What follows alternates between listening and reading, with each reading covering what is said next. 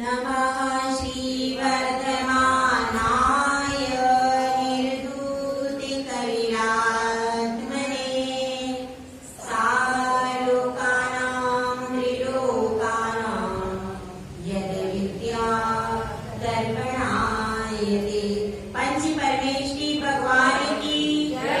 1008 कुंतुनाथ भगवान की जय।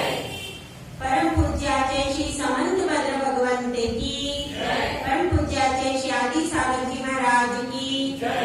आचे श्री महावी कीर्ति महाराज की जय। आचे श्री विमल सागर महाराज की जय। आचे श्री तपस्वी सम्राट सन्नति सागर महाराज की जय। आचे कुंवर सुंदर सागर महाराज की जय। अहिंसा में विश्व धर्म की जय। जिनवाणी माता की जय। जब लोग परम पूज्यारिका शेख सुभाष सुनहेमती माता जी की जय।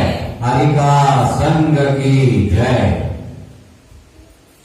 सूरज के निकलने पर यदि हम कमल से कहें कि तुम सूरज के सामने जाओगे तो तुम खिल जाओगे।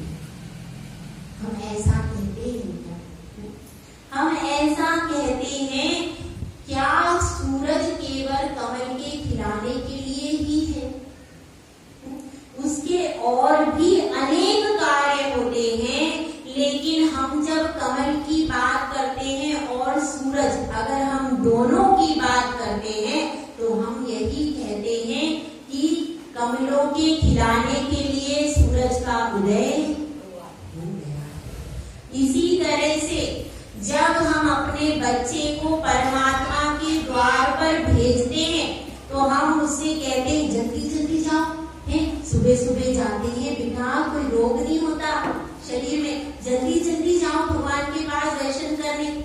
अब दूसरा बच्चा है, उसको कह अरे तुम जाओगे तो परीक्षा में पास हो जाओगे, तुम मंदिर जाओगे तब मैं मिठाई दूंगी तुमको, पहले मंदिर होके आओ, तिलक लगा के आओ। ऐसे हम क्या करते हैं? बच्चों को सिखाते हैं क्या? मंदिर में जाना। और जिनकी शादी नहीं हो रही हो, जिनके कोई समस्या हो, उनको क्या कहते? अरे आप मंदिर में तो अभिषेक करने जाते ही नहीं। जिसकी दुकान नहीं चल रही हो, फैक्ट्री में घाटा हो रहा हो, अरे आप मंदिर में जाओ, ये अनुष्ठान करो, ये चीज करो, आपका काम एकदम हो जाएगा। कहते हैं कि नहीं? कहते हैं हम। तो ये कहे कि ना कहे, ये तो सच है कि ये सारे कार्य होते हैं, लेकिन जो बाल मन है वह समझता है कि भगवान सिर्फ इतने ही कार्यों के लिए है। जिस तरह से कमल के लिए कह दिया जाता है कि सूर्य का उदय होता है, कमल खिलते हैं।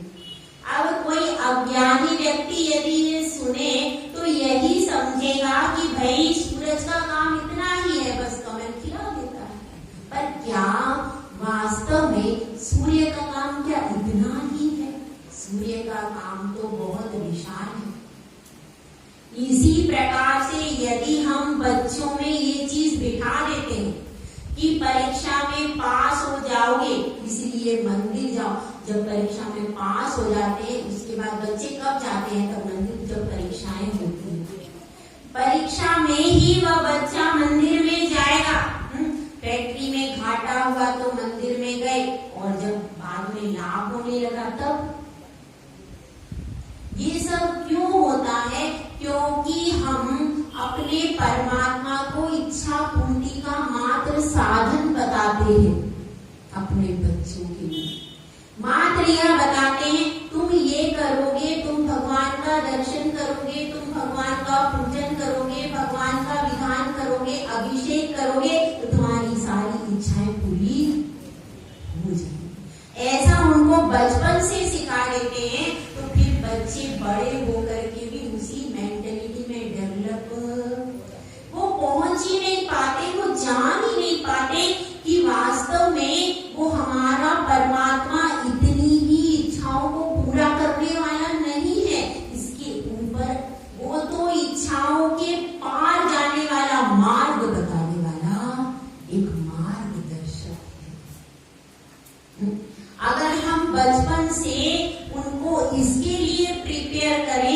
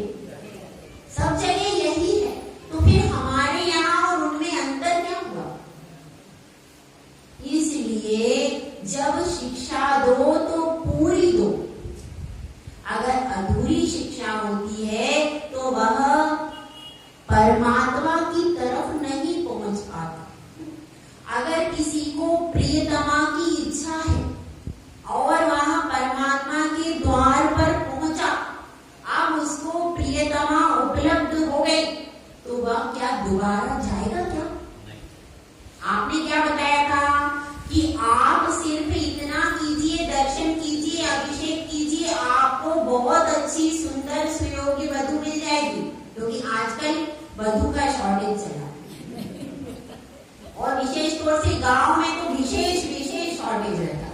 तो आपको और उसको वैसा ही हो गया, मिल गई, अब क्या वो दोबारा मंदिर जाएगा? यह व्रत करो या अनुष्ठान करो, इससे और होता भी है, लेकिन मात्र यही चीज है क्या? उसके आगे एक और दुनिया है। इस नदी के इस पार तुम हो, हम हैं, उस पार क्या है ये हमारे बच्चे कभी जान नहीं पाते। जिंदगी भर बस वो इतना ही समझते हैं, सीखते हैं, और उसके बाहर भी कोई दुनिया है, कोई अलौकिक दुनिया है, कोई अलौकिक सुख है जो उनका इंतजार कर रहा है। इस भावना को उनका हृदय जान नहीं पाता। आज उसी की बात की जा रही है। आचार्य समंतभद्र स्वामी बता रहे हैं कि इच्छाओं का सागर बहुत गहरा है और उससे पार पाना संभव नहीं है। इसी बात को एक श्लोक में कह रहे हैं। अपना क्या व्याख्यान चल रहा है? सम्यक दर्शन के 8 अंग।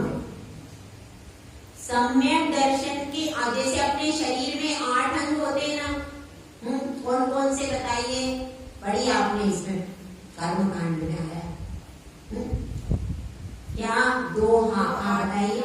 2 हाथ, 2 पैर, 2 मस्तक, 2 नितंब, 2 अपने हाथ में बताओगे? बताया था मैंने, कहा था कि आज सुबह ही आई थी वो। क्या क्या है? बता रहे शुक्रिया। नहीं, 8 ही अंग है। 2 हाथ, 2 पैर, ठीक है, मस्तक, 3 हो गए, 4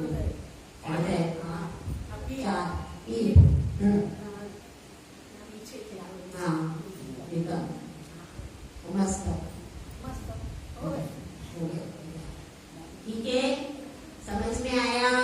2 हाथ, 2 पैर और फिर मस्तक, हृदय, नितंब और पीठ। ठीक है, ये मिलके क्या हो गया? 8 अंग हो गए। तो अब अपनी बात इसी तरह से, जिस प्रकार से शरीर में 8 अंग होते हैं, तभी वह शरीर पूर्ण माना जाता है। और जिसका एक भी अंग कम हो, वह अभिषेक नहीं कर सकता, आहार नहीं ले सकता, वह पूर्ण पुरुष नहीं माना जाता। इसी तरह से सम्यक दर्शन के 8 अंग कहे गए। जो इन 8 अंगों को पूरा नहीं होते, जिसके 8 अंग पूरे नहीं होते, उसका सम्यक दर्शन नहीं होता, पूर्णता को प्राप्त। तो अपन ने पहला अंग कौन सा देखा था? निशंकित। निशंकित की उपमा दी जाती है दाएं पैर से। दायां पैर जब अपन रखते, कब रखते हैं? जब अपन निशंक हो जाते हैं कि आगे कोई खतरा, तो अपन निशंक होकर के सबसे पहले उठाते हैं कौन सा पांव? जब दीक्षा होती है ना, तो चौक के ऊपर दायां पैर पहले रखते हैं, दायां पैर पहले रखा जाता है। तो इसी तरह से दायां पैर रखते, और स्त्रियों का बायां रखा जाता है। स्त्रियों का बायां शुभ है और पुरुषों का दायां, इस तरह से होता है। तो अब क्या होता है? दायां पैर जब अपन निशंक हो जाते हैं कि भाई आगे कोई खतरा नहीं है, अब अपने को यात्रा करनी है, तो सबसे पहले दायां पांव आगे बढ़ाते। तो दायां पांव किसका प्रतीक है? निशंकित अंग का प्रतीक। ठीक है, अब आगे एक एक अंग का इसमें वर्णन आता जाएगा और एक एक अंग इसमें बताते जाएंगे। अपना अगला अंग है नीकांचित अंग। इसकी गाथा को पढ़ लेते हैं। कर्म पर्व से शांते दुखे रंतरितोदय पाप बीजे सुखे नास्था श्रद्धा नाकांक्षणा स्मृता। नीकांचित अंग। नीकांचित अंग की परिभाषा दी गई है आचार्य समंतभद्र स्वामी द्वारा कर्म परवशे। अब यहाँ पर बात किसकी चल रही है? लौकिक सुखों की बात चल रही है। आचार्य परमेष्ठी कहते हैं लौकिक सुख कैसे हैं? सबसे पहली विशेषता लौकिक सुखों की कर्म के वशीभूत है। यदि आपका शुभ कर्म का साता वेदनीय का उदय चल रहा है तो आपको सारी शुभ शुभ सामग्री मिल जाएगी। और आपका यदि असाता वेदनीय का उदय चलेगा तो सारी अशुभ सामग्री आपके पास में आ जाएगी। तो इसलिए किसके अधीन है भाई सब कुछ? सुख और दुख कर्म के अधीन है। और इसीलिए यहाँ पर अपन फूलते किसमें? सुख में। तो यहाँ पर यही बताया है जो आप लौकिक सुखों में फूल रहे हो तो कर्म के वश में है। जैसे ही शुभ कर्म का उदय आएगा आपको सारी सामग्री मिल जाएगी और अशुभ कर्म का उदय आया तो आपसे सब छीन ली जाएगी। तो कर्म के वशीभूत है वो सारी चीजें। हम क्या समझते हैं हमारा है घर किसका है? शुभ भैया पीछे वाला दिमाग में जिसमें नहीं, जिसमें आप रहते हो वो वाला, जिसमें आप रहते हो घर किसका है? पिताजी का, पापा का है ना। तो पापा का है घर क्या? वास्तव में है क्या? वो हमारे साथ में जाएगा क्या? तो हम उन चीजों को अपना मानते हैं कि नहीं? मानते तो है। उनमें अपनी बुद्धि तो होती है पर वास्तव में वो अपने होते हैं क्या? नहीं होते। तो यहाँ पर यही कह रहे हैं कर्म के उदय से आपको वो चीज मिल गई, घर मिल गया है, अच्छा परिवार मिल गया। ये सब कैसे मिला?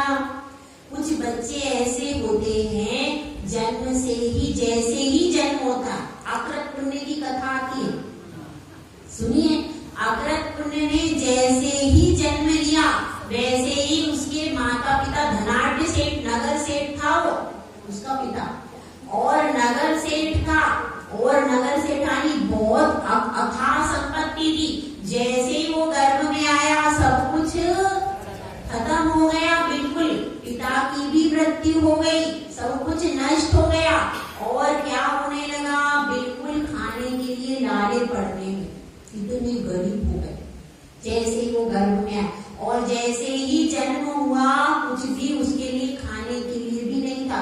माँ ने दूसरों के घर में नौकरी कर करके उसको, और कौन थी? नगर की सेठानी। कैसे हुआ ये? पाप कर्म का उदय आता है। 1 मिनट से हजारों लाखों करोड़ों में खेलने वाला 1 मिनट में बिल्कुल करोड़पति से करोड़पति हो जाते हैं। तो यही बता रहे हैं कि किसके दम पर आप फूल रहे हो। ये तो सादा वेदनीय कर्म का उदय आया तो आपको सब कुछ अच्छी चीजें मिल गई। जब ये कर्म का उदय खत्म हो जाएगा आपको कुछ नहीं मिलेगा। आपका तो कुछ है ही नहीं है। पूर्व में जैसा आपने कर्म उपार्जित किया है वही फल को दे रहा, यह बात चल रही। तो कर्म परवशे शांते और सा अंते, अंत से सहित है। जो भी आप सुख भोग रहे हो उसका अंत होगा। ऐसा नहीं हो सकता कि वो सुख का कभी अंत होने वाला है क्या? ऐसा हर सुख कैसा होगा? कभी ना कभी समाप्त हो जाता है। हम कितना भी प्रयास करें, कोई अच्छी चीज मिलती है समय के बाद उसमें अरुचि हो जाती, क्योंकि मन क्या है, मन को हर समय नई चीज चाहिए। कितना बढ़िया से बढ़िया मोबाइल लेकर के आप आए, बिल्कुल नया है, बिल्कुल नया सब कुछ है, कितने दिन वो अच्छा लगेगा? 2-4 दिन के बाद क्या होगा, अरे इससे तो बहुत अच्छा लग रहा है, मार्केट में नया नई टेक्नोलॉजी आ गई। फिर क्या कहेंगे सब, 1-2 दिन आप अपने फ्रेंड्स को दिखाएंगे, फिर चौथे दिन क्या कहेंगे, अरे वो तो मार्केट में दूसरा आ गया। क्या हो गया? मोबाइल तो है अपने पास, वही है, लेकिन अब वो अच्छा।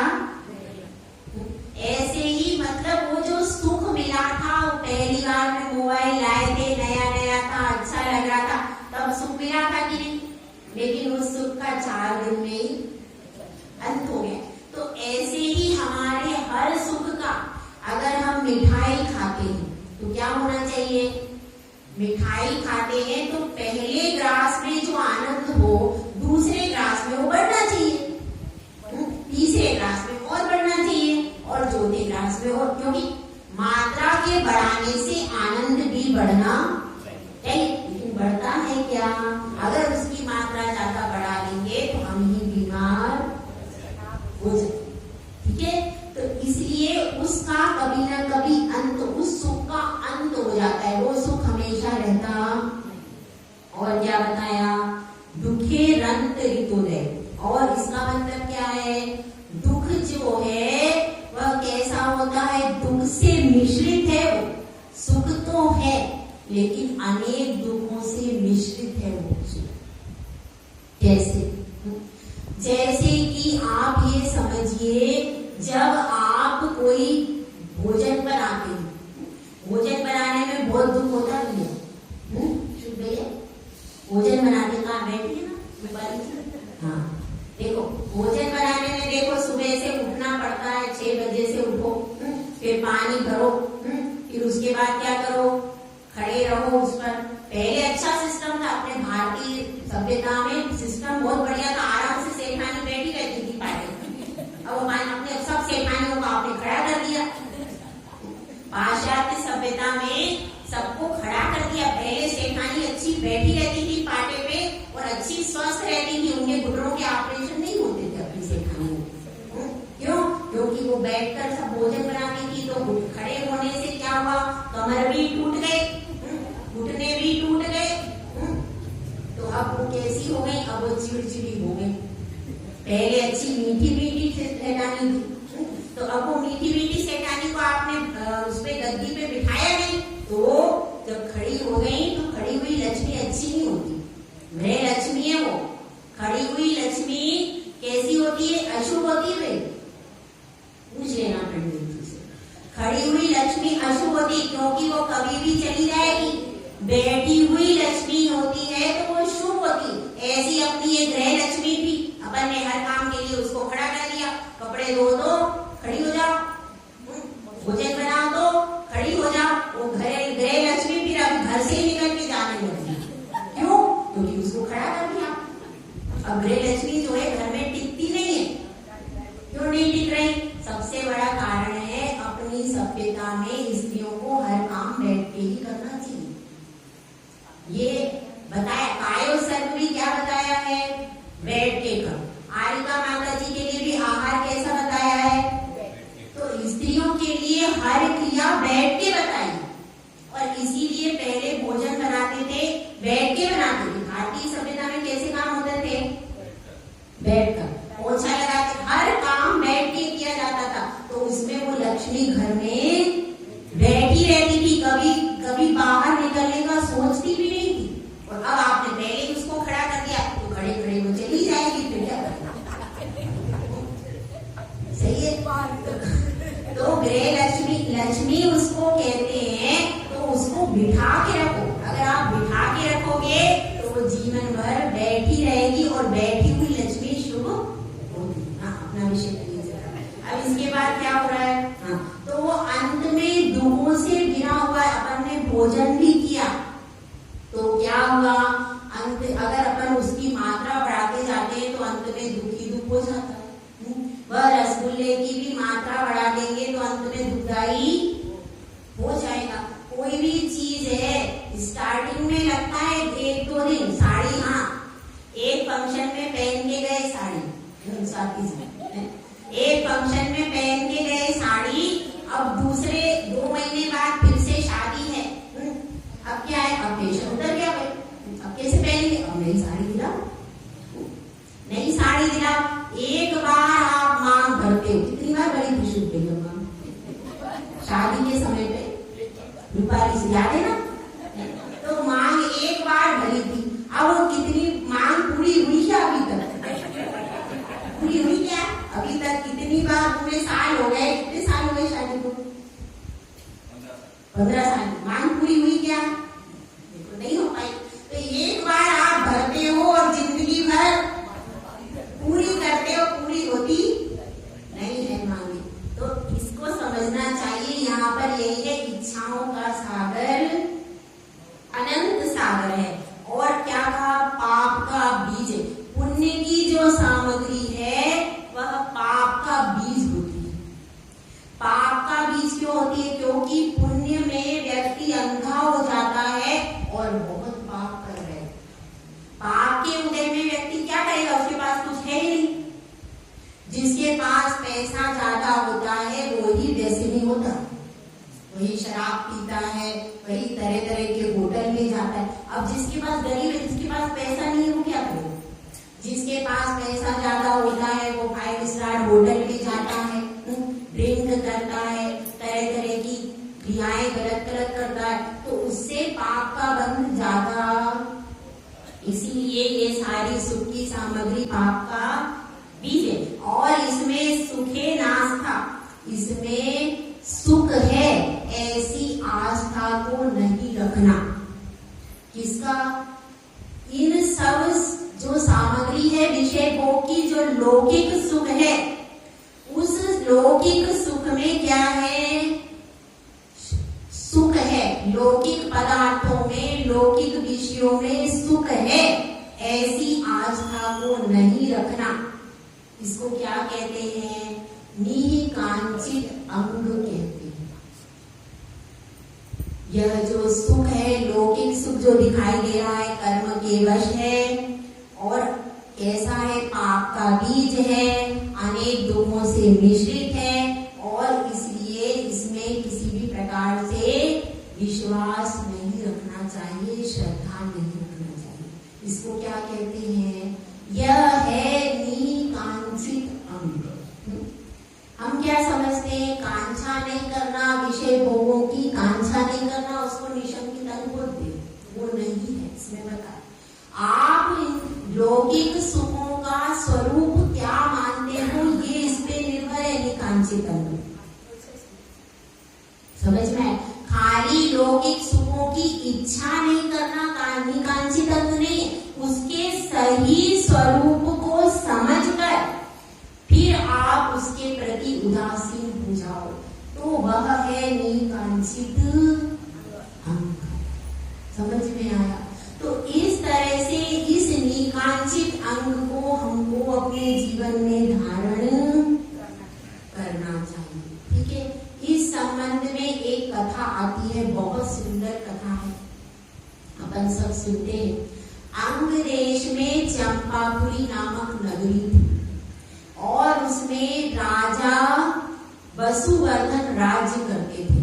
उनकी रानी का नाम था लक्ष्मीमती और उसी नगर में एक सेठ रहता था प्रियदत्त। उसकी सेठानी का नाम क्या था, अंगवती। उनके एक पुत्री थी, पुत्री का नाम क्या था, अनंत। ये उसी की कहानी। अब अष्टानी का पर्व आया, वहां पर मुनिराज पधारे। तो सेठ धर्मात्मा था, प्रियदत्त सेठ। उसने कहा मैं भी जाता हूँ, नियम लेकर के आता हूँ। साथ में बच्ची को भी ले गए।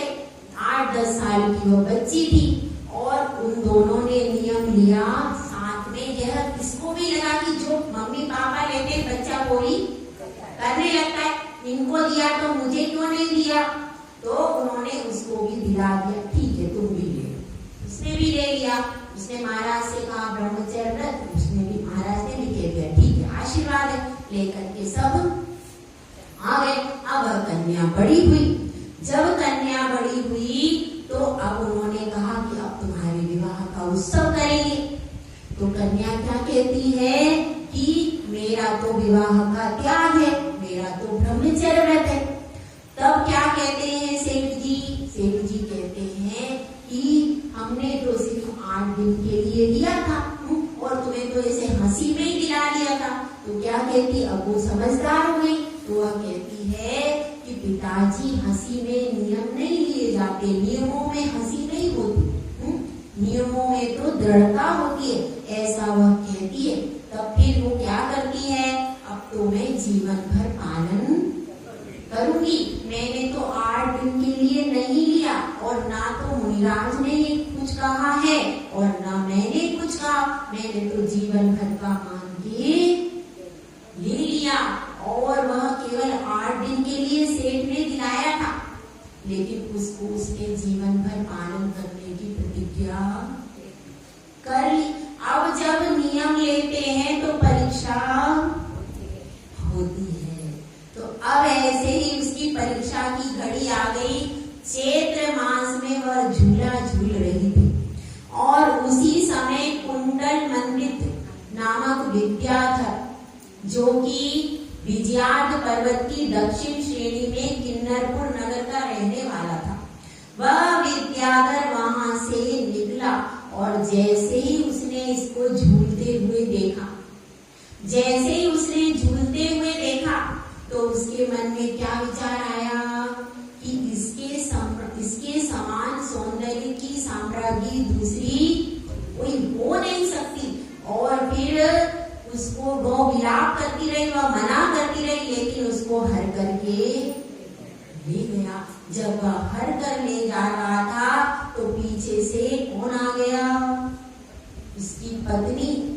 उसकी पत्नी को संदेह हो गया, वह पीछा करती हुई आई तो इसने पर्णलग्वी विद्या, पर्णलग्वी मतलब उसका शरीर पत्ते के समान हल्का हो जाता है और उसको वन में उतार देते हैं तो उसको शरीर को चोट नहीं लगती। ऐसी विद्या के बल से उसको कहाँ उतार दिया? जंगल में। अब जंगल में कौन सहारा? एक भील आया और भील जब आता है तो वह क्या कहता है? वह उसके रूप सौंदर्य को देख करके कहता है, मैं तुम्हें अपनी प्रधान रानी का पद देता हूँ। देखिए, विषय भोगों की सारी सामग्री उसके आगे है, लेकिन उसको चाह है क्या?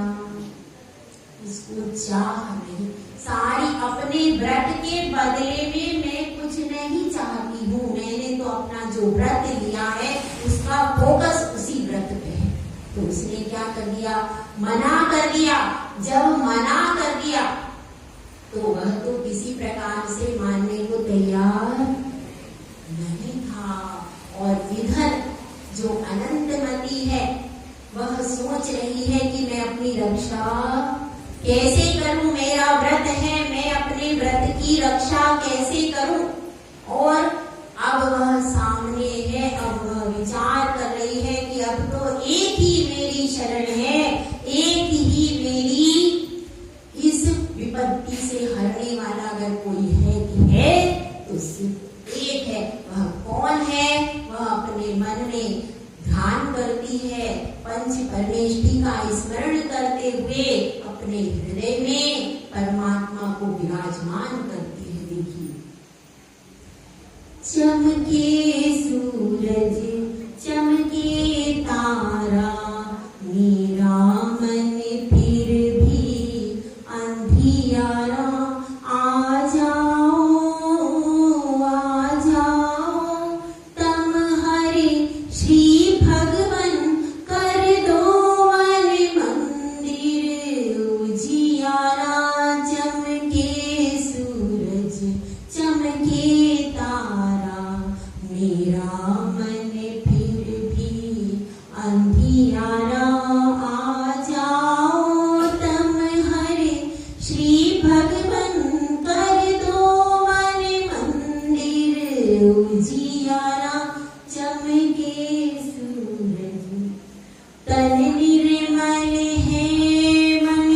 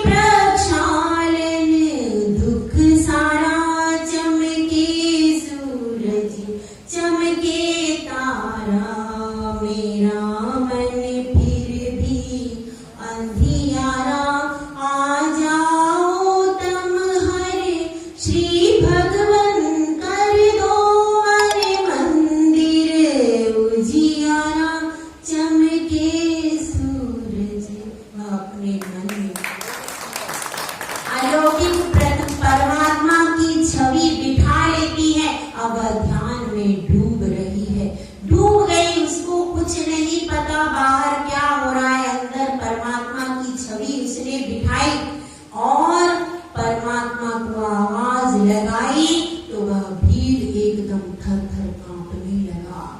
वन देवता प्रकट हो गए और उन्होंने उसकी पिटाई कर दी। अब क्या हो गया, भील बहुत डर गया, ये तो पता नहीं कौन सी देवी है, क्या है।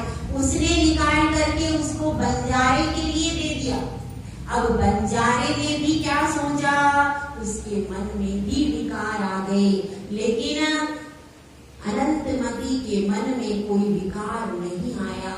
तो फिर उस बंजारे ने उसे राजा को सौंप दिया। अब राजा सिंहराज भी उसके रूप को देख करके उसके मन में भी विकार और वासनाएं जग गई। लेकिन जब अनंतमती ने हर प्रकार से अनुत्तर हो गई, तो फिर इसके बीच में एक और उसके जीवन में गहन क्षण आया कि वह काम सेना वेश्या के यहाँ दे दी गई बंजारे के द्वारा। फिर भी वह वहां पर सारे प्रलोभन किए गए, सारी प्रताड़ना दी गई, मतलब विषय भोगों की पूरी सामग्री। और जब राजा के पास आ गई तब उसको विषय भोगों की सामग्री अतुलनीय मिली, लेकिन फिर भी उसने अपने व्रत का समझौता स्वीकार, इसीलिए उसको नीकांचित अंग में माना गया। फिर उसके बाद राजा सिंहराज ने भी उसे निकाल दिया और वह फिर रोती हुई बैठी। तब आरिका माता जी उसको अपने कक्ष में ले गई और वहां पर फिर वह उनके साथ रहने लगी। फिर एक दिन क्या हुआ, उसके मामा वहां पर आए और वहां पर चौका लगा था। उसने चौक पूरा और उसके पिताजी ने पहचान लिया। तब फिर उन दोनों का मिलन हुआ। मिलन के बाद वो पिताश्री से कहती है, मैंने संसार देख लिया, अब तो मुझे आरिका बनना है, व्रत को ग्रहण करना है। वह आरिका बनी, व्रत को धारण किया और आज कहाँ है, कहाँ है मेरी, बताओ कहानी पर बोल सकते। हाँ, कौन सा नाम बताओ, स्वर्ग का सहस्रार स्वर्ग में देव हुई है वो। कौन सा स्वर्ग, सहस्रार, शतार सहस्रार आता है, कौन से नंबर का कल बता दो। वो सहस्रार स्वर्ग में देव हुई है। तो अपनी स्त्रीलिंग को भी छेद करके जिसने ऐसा उत्कृष्ट कार्य किया, तो अपन सब भी तो ये भावना भाना है, आरिका पद लेकर के कभी भी विषय भोगों के प्रलोभन में नहीं फंसी। ऐसी वह अनंतमती नीकांचित